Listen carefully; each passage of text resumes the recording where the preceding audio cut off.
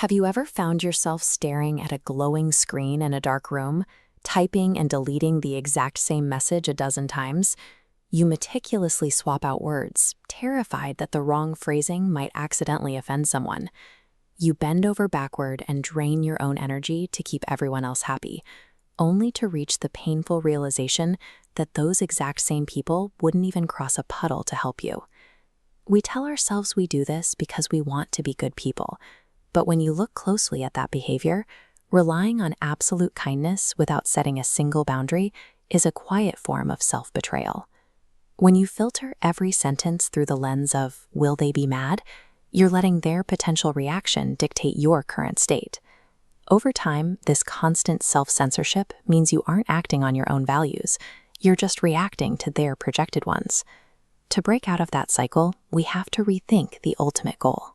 True peace and deep, unbreakable confidence do not come from playing the hero. It involves a change in how you value your own reputation, essentially learning to be comfortable with being the villain in someone else's story. Achieving this shift relies on two specific mechanisms. First, you must build impenetrable boundaries to protect your energy. Second, you employ a psychological technique called dangerous trust to connect deeply with the people who actually matter. Psychological freedom remains out of reach as long as your sense of self is tethered to how others perceive you. You will always be exhausted if you're stuck in a performance intended to make everyone like you. The minute you stop accommodating every demand, people who are used to taking your energy will react. They will quickly rewrite the narrative, telling others that you have changed, that you are cold, or even cruel. Let them. To protect your mental space, deploy a tool known as selective cruelty. Think of this like a medical procedure on your social network. If someone makes you feel small or exhausted, cut them out cleanly, with no apology. When agonizing over their actions, remember the plot twist. They are broken, and it is not your problem. Arriving at a place where manipulators fear your boundaries is a massive psychological victory. It is far better than being an open door they secretly pity. Adopting this unbothered persona acts like a magnet for testing. People will throw disguised insults or provoke arguments to see if they can still force you to hand over your emotional control. Society teaches us that when provoked, we should shout back, react, and defend our honor. But an immediate heated reaction is the approach of weak people. Instead, use strategic silence.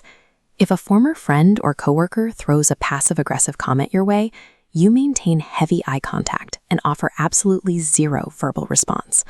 Look at this feedback loop. Silence creates a solid barrier of uncertainty. Instead of absorbing negativity, the barrier bounces the attack right back, mutating into heavy discomfort. Feeling the intense pressure of their words echoing back, they squirm and backtrack to fill the void. By doing nothing, you shift the entire social power dynamic. You establish total control over the interaction without ever having to open your mouth. When you ruthlessly protect your energy from the people who drain you, you create a vacuum. You finally have the emotional capacity to build connections with the few people who deserve it. Many people assume that projecting power in relationships means you need to maintain intense, unbroken eye contact at all times. But staring someone down without a break backfires. To the subconscious mind, it reads as robotic, fake, and completely unapproachable. The real method for building trust is strategic vulnerability. This is the act of intentionally breaking your strong eye contact right when you are sharing a moment of genuine emotion. This vector map illustrates the exact mechanic. When you look away, drop your gaze straight down, never sideways. Dropping the gaze signals you've temporarily disengaged from surroundings to focus inward. This shift suggests you are pulling a thought from a deeper, reflective state. Choosing to lower your defenses in these highly specific moments proves to the other person that you operate from an untouchable fortress of confidence. Psychologists call this emotional contrast. You weave a calm, powerful presence together with brief, raw moments of downward-looking vulnerability. This unpredictable mix of absolute strength and genuine softness creates a magnetic bond.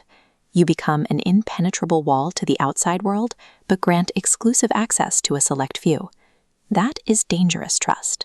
Firmly, Listening to these concepts without applying them reduces all of this information to mere entertainment. You have a choice right now. You can close this video, go right back to over-apologizing, and let the outside world use you as an emotional doormat. Or you can finally commit to protecting your peace. If you are ready to physically commit, scroll down and comment, "I'm done being weak."